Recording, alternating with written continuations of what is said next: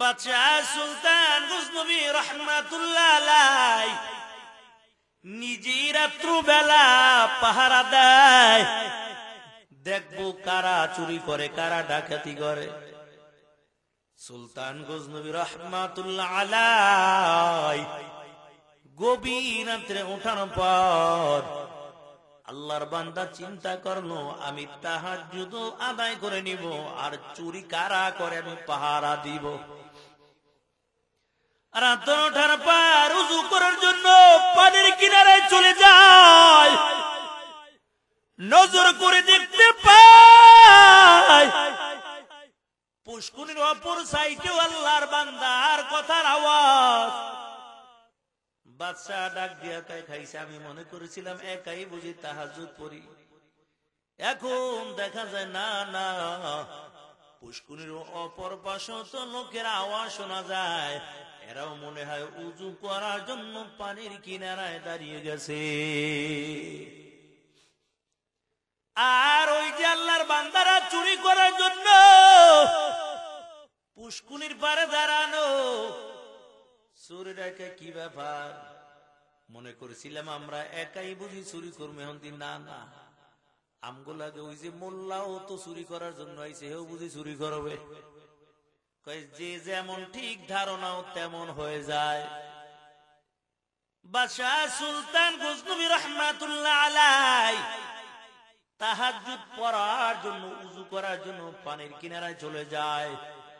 তার দিলের মধ্যে খেয়াল জেগে গেছে, ওই আল্লাহর বান্দারা উযু করার জন্য পানির কাছে আসছে, আর চোরের দল বাদশাহ সুলতান গজনবীকে দেখা চিনতে পারে নাই, তবে কয় কিরে মোল্লাই কিল্লি গাইছে, তাই চুরি করার জন্য আইছে।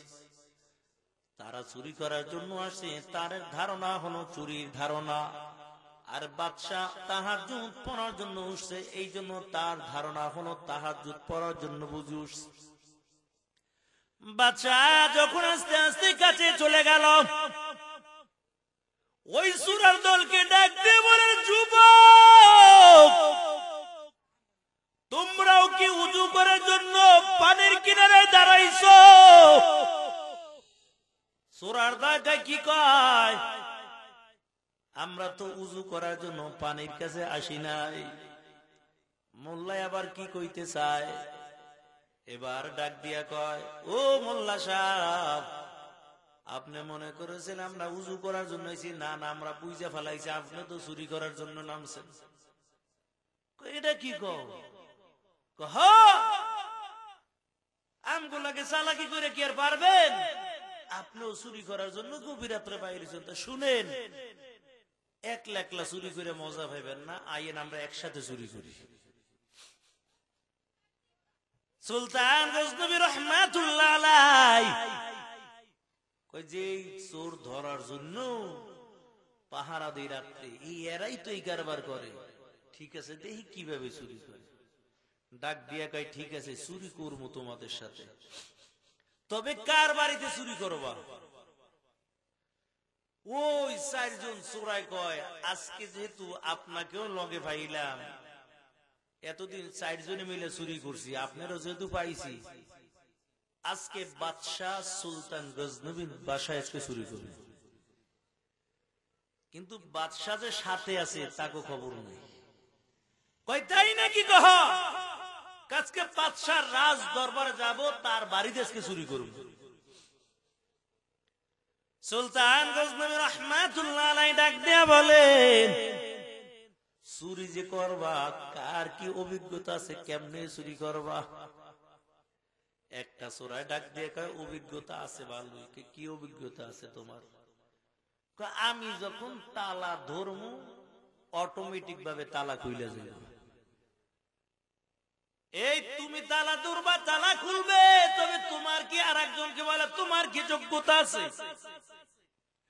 আমি কুকুরের ভাষা বুঝি, যদি বাড়িতে কুকুর পাহারাদার থাকে, কুকুর কি বলতে চাই সব আমি বুঝি, কুকুরের ভাষা বুঝে ফেলাই। ঠিক আছে বুঝলাম, একজনে তালা ধরবা, তালা খুলবে, আর একজনে কুকুরের ভাষাও বুঝো, তবে বাকি আর একজন আছে, তোমার কি যোগ্যতা আছে?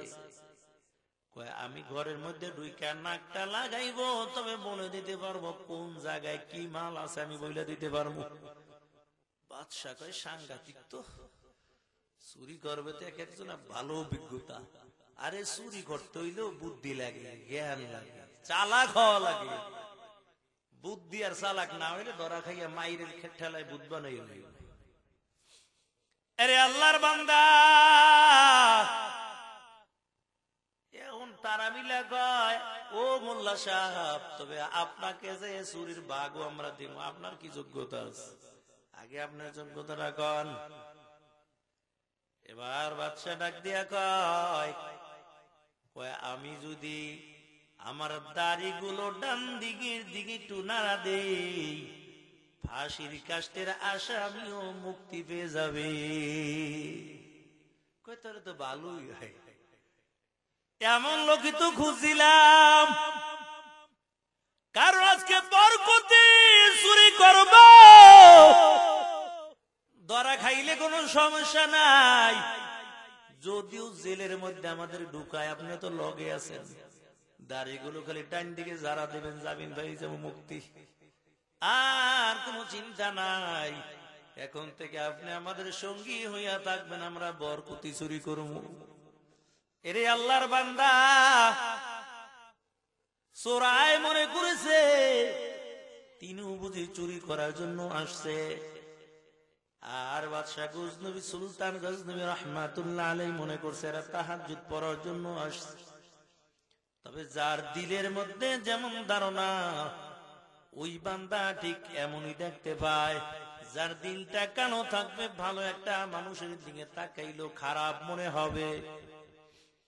এর নবীর উম্মতের দল, ওই চোরার দলগুলো যখন বাদশার বাড়িতে চুরি করার জন্য যায়, বাদশার তো কুকুর গুলো ছিল, যখন বাড়ির দিকে আস্তে আস্তে ঢুকতেছে, কুকুর ঘেউ ঘেউ করে ডাক শুরু করে দিছে। যে কুকুরে ভাষা বুঝে, হেই তো কুকুরে ভাষা বুঝে ফেলাইছে, কিরে কুকুরে ডাকতে আছে, কি কইতে আছে? সাথীদেরকে ডাক দিয়ে কার সামনে যাইস না। কয় কি হইছে? কয় বিপদ আছে মনে হয়। কয় কি বিপদ? ওই যে কুকুরে ডাইকে ডাইকে কইতে আছে বাদশা মেহমান নিয়ে বাড়ির মধ্যে ঢুকতেছে। ও বাড়িওয়ালার দল, তোমরা যে যেখানে আছো সাবধান হয়ে যাও, বাদশা এখন মেহমান নিয়ে তার বাড়ির মধ্যে ঢুকতেছে। যে কুকুরের ভাষা বুঝে হে কয় কিরে, কয় এটাই কুকুরে। বাদশাহ বলে আমার সাথে আছে, সাথে যারা আছে কয় সাবধান, কারণ আর সামনে যাইও না, অবস্থা তেমন একটা ভালো হবে না। কি হইছে? কয় বাদশাহ বলে আমগো লগে আছে। লগে তিনটাকে কি তো কি মাথা খারাপ হইছে? বাদশাহ আমগো লগে থাকবে, এটা কোনদিন হতে পারে না। ও নবীর উম্মতের দল, ওই বাদশার বাড়ি চুরি করার জন্য ঢুকে গেল। যে ব্যক্তি তালা ধরলে অটোমেটিক তালা খুইলা যায়, তালা ধরছে তো তালা খুইলা গেছে। যে আল্লাহর বান্দা নাকটা লাগাইলে বলতে পারবে কোন জায়গায় কোন মালামাল আছে, সব খুইয়া দিতে পারবে। ওই যে দেখেন এখন ঘুমাইতেছে, আপনারা ঘুমাইলে কার লেগে বস করবো, আমার তো ঘুমাই পড়বে। এই তাড়াতাড়ি বিরিয়ানি রেডি করেন। আরে নবীর উম্মতের দল, বাড়িতে ঢুকার পর যে নাকটা লাগাইলে কইতে পারবে কোন জায়গায় মালামাল আছে। নাক লাগাই কয়ে এই জায়গায় স্বর্ণ আছে, এই জায়গায় টাকার বান্ডিল আছে, আর মালামাল গুলো সব গাঠির মধ্যে বাঁধে। কিন্তু বাদশাহ সাথে সাথে কিন্তু সব দেখতেছে, বাদশাহ কিছুই কয় না, কারণ মাইকটা পরে শুরু হবে, এখন কিছু কমো না। আরে আল্লাহর বান্দা, ওই মালিক বানাইয়া দুনিয়ার জমিনে পাঠাইল, আল্লাহ তাআলা দেখতেছে কে আমল করে আর কে দুনিয়ার মধ্যে নাফরমানি করতেছে। আল্লাহ সাবধান করে দেয়, বান্দা সাবধান, মিনহা খলাকনাকুম ওয়া ফিহা নুঈদুকুম ওয়া মিনহা নুখরিজুকুম তারাতান উখরা। আমার মালিক সাবধান করে দেয় আর বলে, বান্দা তোকে আমি মাটি দিয়ে বানাইলাম, তবে মাটির মানুষ সাবধান, মাটির মতন নরম হয়ে যাও। দুনিয়ার জমিনের মধ্যে গরম ভাবটা দেখাইও না। মাটির মানুষ নরম হয়ে চলবা, মাটির মতন নরম থাকবা। কবরের মধ্যে যাওয়ার পর ওই মাটিও কিন্তু তোমার সঙ্গে নরম নরম ব্যবহার করবে। আর মাটির মানুষ মাটির জমিনের মধ্যে থাইকা যদি গরম ভাবটা দেখাও, মাটির গর্ভে যখন চলে যাইবা ওই মাটিও কিন্তু তখন তোমার সঙ্গে গরম ভাব দেখাবে। আল্লাহ এই জন্য বারবার সাবধান করে দেয়, এরে মাটির মানুষ, আমি দুনিয়ার জমিনের মধ্যে তোমাদের খুব আদর করে বানাইলাম, আমি আল্লাহ তোমাদের খুব মোহাব্বত করে বানাইলাম। কারণ এই দুনিয়া কিছুই ছিল না, শুধু পানি আর পানি, পানি আর পানি ছিল। আমার আল্লাহটা কুদরতি নজর ফালায় ওই জায়গার মধ্যে পানির ঢেউগুলো জমা হইতেছে। ঢেউগুলো যখন ওই জায়গার মধ্যে বাড়ি লেগে যায়, ওই পানির ঢেউয়ের সাথে বালুর কণা জমতে জমতে বড় পাহাড়ের মতো হয়ে গেল। আল্লাহ তাআলা একটা রুটির মতো পিছে জমিন বানাইয়া দিল। এই জমিনটা পানির উপরে টলমল টলমল করে। কিছু অংশ এখন পানি আর কিছু অংশ হলো জমি। এরে আল্লাহর বান্দা, ওই পানির মধ্যে জমিনটা টলমল টলমল করে। আল্লাহ তাআলা বড় বড় পাহাড় দিয়া প্যারাক মেরে দেয় আর ডাক দিয়ে বলে, জমিন সাবধান হয়ে যাও, নড়াচড়া করবা না, কারণ আমি আদম বানাইব। এই আদম সন্তান গুলো থাকবে বড় দুর্বল। আল্লাহ বলেন, খুলিকাল ইনসানু দাঈফা, আমি মানুষদেরকে বানাইলাম কমজোর দিয়ে, একদম দুর্বল। এই দুর্বল মানুষগুলো জমিনের মধ্যে বসবাস করতে থাকবে না।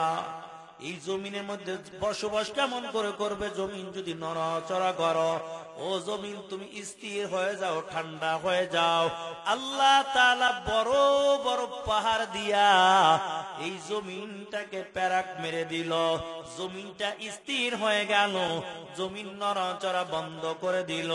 এরে আল্লাহর বান্দা, জমিন থেকে এখন যখন নড়াচড়া বন্ধ হয়ে গেল, আল্লাহ তাআলা চারজন ফেরেশতাকে ডাকলো, জিবরাইল, ইসরাফিল, মিকাইল, আজরাইল, চারজন ফেরেশতাকে আল্লাহ তাআলা ডাকলো।